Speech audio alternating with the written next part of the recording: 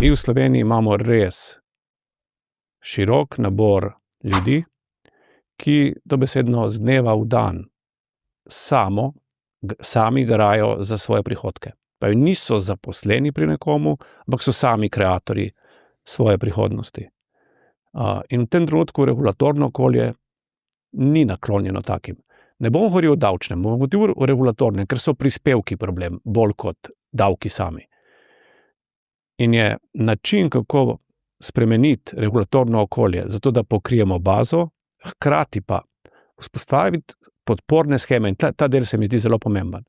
Podporne sheme, da bodo te odlične poslovne ideje, ki delujejo na slovenskem trgu, lahko zaživele na globalnih trgih. Kako pri tem pomagati? Scale up, čisti. To je tista točka, ko vedno, ko se pogovarjam, pa se dosti pogovarjam v zadnjem času, vsak teden sem vsaj na enem kosilu z gospodarstveniki, kjer jih je najmanj 10. Scale up uspešnih, to so mala ali srednje velika podjetja, kako jim pomagati, da bojo še bolj konkurenčna na globalnih trgih. Ta podporna shema danes žal v Sloveniji ne obstaja.